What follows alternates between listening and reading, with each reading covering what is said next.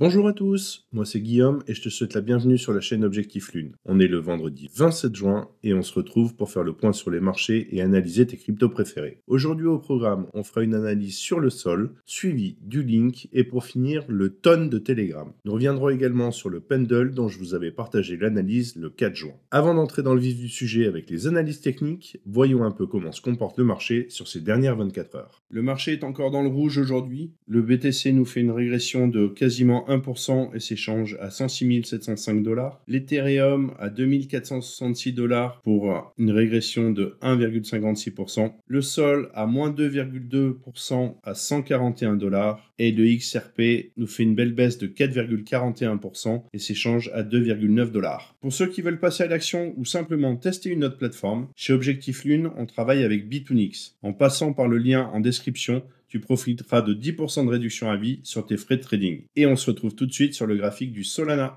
On est venu flirter avec les zones de target. Donc pour rappel, les zones de target en D1 étaient sur les 122,18 et les 93,64. On avait également une zone sur plus petite unité de temps où on était sur les 130,65 et les 113,25, donc celle-ci, et avec une zone de corrélation qui était sur les 122,18 et les 113,25. On échoue à quelques dollars près de la zone de corrélation et c'est bien dommage. Comme d'habitude, on est en D1, ce qui veut dire que chaque bougie représente une journée de cotation. À l'heure actuelle, je me demande si on n'est pas en train d'assister à un reset du RSI. Pour ceux qui découvrent, c'est un phénomène où le RSI ne montre pas de divergence avec le prix pour valider un changement de tendance. La courbe de prix, lui, reste alignée avec la courbe du RSI. Pour le moment, nous sommes bloqués au niveau du RSI entre ces deux pivots. Donc le pivot à la hausse ici et le pivot à la baisse ici. On est venu tester ces jours-ci la droite de tendance et on dirait bien que celle-ci serait prête à casser. Si ce scénario se valide, voici comment nous pourrions nous projeter. Comme ceci, et nous pourrions aller chercher la zone de première intention sur les 159,09 avec une zone best price sur les 165,06 et les 167,47 et un moonbag sur les 172,66. Sur le long terme, j'ai légèrement réajusté les targets avec les dernières données et nous pourrions aller chercher la zone en jaune sur les 218,45 en première intention, les 243,60 et 253,77 sur la zone best price et les 275,58 sur la zone moonbag. J'ai regardé en 4 heures, malheureusement ça ne nous donne pas beaucoup plus d'informations pour le moment. Avant d'enchaîner avec la suite, je te fais un rappel rapide mais important pour nous et la chaîne. Si tu aimes ce type de contenu et que ce n'est pas encore fait, je t'invite à liker, à t'abonner à la chaîne et activer la cloche pour ne rien manquer de mes futures vidéos. Tu trouveras tous les liens nécessaires dans la description.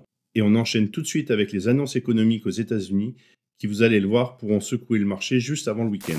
Nous avons une journée ultra importante pour les marchés et surtout pour le Bitcoin et les cryptos. Pourquoi ? Parce que plusieurs indicateurs économiques majeurs vont tomber aujourd'hui et ils vont tous peser lourd dans la balance des décisions de la Fed. Autrement dit, ça peut faire bouger le marché assez fortement. À 14h30, on aura le Core PCE. Donc c'est le Price Index, c'est l'indicateur préféré de la Fed pour mesurer l'inflation. Là, on regardera deux choses, l'évolution mensuelle et annuelle. Le marché s'attend à une petite hausse annuelle à 2,6% contre 2,5% le mois dernier. Si c'est plus bas que prévu, ça pourrait booster les actifs risqués comme le Bitcoin, car ça voudrait dire que l'inflation ralentit. En revanche, si c'est plus haut, attention à la douche froide. Dans le même temps, on aura les chiffres des dépenses personnelles et des revenus personnels. Ce sont des chiffres qui donnent une idée de la santé du consommateur américain. Là aussi, gros écart entre les attentes et les chiffres précédents. Le consensus tape sur un ralentissement et si c'est confirmé ou pire, ça renforcera l'idée que l'économie ralentit et donc que la Fed pourrait baisser les taux plutôt que prévu. Et à 16h, on termine la journée avec l'indice Michigan Consumer Sentiment, c'est le moral des consommateurs. Le chiffre présent était à 52,2 et le marché attend 60,5. Si le chiffre déçoit, ça pourrait encore renforcer le sentiment baissier sur l'économie US. Bref, journée sous haute tension. Si tu es positionné, pense à bien surveiller tout ça de près parce que la moindre surprise peut faire partir le marché dans un sens ou dans l'autre. Donc reste prudent, resserre tes stop loss et si tu n'es pas sûr de toi, reste off market. Ce n'est pas la peine de se faire tailler un short avant le week-end. Avec ce contexte en tête, on repasse sur l'analyse technique et on continue avec le link. Je ne sais pas si vous avez vu passer l'info cette semaine, mais Chainlink et Mastercard se sont alliés pour permettre aux utilisateurs d'acheter des cryptos directement sur la blockchain sans passer par des plateformes centralisées. Le tout repose sur Swapper Finance, une solution intégrée avec Shift4, 0h et Uniswap, ainsi que les oracles de Chainlink. Le but étant de simplifier au maximum l'accès à la DeFi, la réaction sur les marchés ne s'est pas fait attendre puisque le Link a pris une hausse de 25% depuis cette annonce. Revenons sur un aspect un peu plus technique, nous pouvons voir que les targets que nous avions projetés ont été largement dépassés, puisque j'avais une zone épuisette à 12,09 et que le cours est venu chercher les 10,95. C'est des choses qui arrivent, on peut pas toujours être à 100% sur les targets. Et je trouve qu'on est un peu dans la même situation que sur le sol. Nous ne sommes pas loin de casser la droite de tendance. Donc si on vient casser la droite de tendance, ça voudrait dire que nous sommes sur une continuation haussière. Donc dans ce cas-là, on pourra projeter des targets à la hausse. Et dans le cas où nous venons casser le pivot, nous pourrions clairement valider une reprise haussière.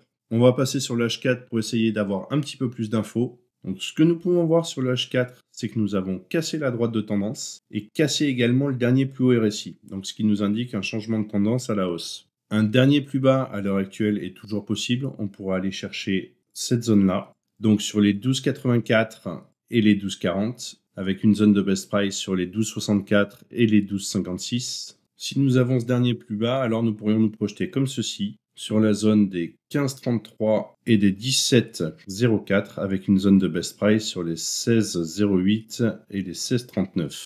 Et c'est l'heure du disclaimer. Ce que je te partage ici reste mon analyse du marché à un instant T, ce n'est pas un conseil en investissement, et comme toujours, je t'invite à faire tes propres recherches et à adapter ta stratégie à ton profil de risque. Maintenant que c'est dit, on poursuit avec l'analyse du ton de Telegram. En D1, il n'y a pas grand chose à dire, on n'a pas beaucoup de données, on est toujours dans notre zone d'achat comprise sur les 3,386 et les 1,032 avec une zone de best price qu'on avait déjà touché sur les 2,350 et les 1,931. Donc ce que je vous propose, c'est de passer sur le H4 pour aller chercher un peu plus de données. Ce que nous pouvons voir, c'est que nous sommes venus chercher légèrement en dessous de la zone que je vous avais donnée sur ma dernière analyse, donc sur les 2,961 et les 2,645 avec une zone de best price sur les 2,822 et les 2,765. Donc cette zone-là, on va zoomer un petit peu plus. Qu'à l'heure actuelle, un dernier plus bas est toujours possible sur cette zone-là, donc sur les 2,782 et les 2,717. Qu'à l'heure actuelle, un dernier plus bas est toujours possible sur cette zone-là, donc les 2,782 et les 2,717 avec une zone de best price sur les 2,753 et les 2,742. Donc si le RSI venait à casser le pivot à la hausse, concrètement nous serions dans une continuation haussière et nous pourrions aller chercher les targets qui sont définis juste au-dessus, donc sur les 3,075 et les 3,277 avec une zone de best price sur les 3,20 et les 3,164. Donc la projection se ferait comme ceci. Rien de bien plus à dire sur l'automne pour le moment et je vous propose de terminer cette vidéo avec un point rapide sur le Pendle dont je vous avais partagé l'analyse le 4 juin. Voyons ce que ça a donné depuis. Sur Pendle, nous sommes bien venus chercher les targets sur les 3,496 et les 2,935 et la zone de best price sur les 3,249 et les 3,149. Donc cette zone-là, on est venu toucher légèrement juste en dessous de la zone de best price. À l'heure actuelle, nous sommes toujours dans une tendance baissière. Pour qu'il y ait un changement de momentum, il faudrait que le RSI vienne casser la droite de tendance et le pivot. Pour le moment, ce n'est pas le cas. Avec les données actuelles, nous pourrions nous projeter comme ceci, à la hausse, donc sur les 3,840 et les 4,187, avec une zone de best price sur les 3,993 et les 4,055. Pas grand chose de plus à dire pour le moment. Voilà, on a fait le tour pour aujourd'hui. On se retrouve la semaine prochaine pour une nouvelle vidéo. D'ici là, je te souhaite un excellent week-end et comme toujours, prends soin de toi et tes cryptos. Ciao!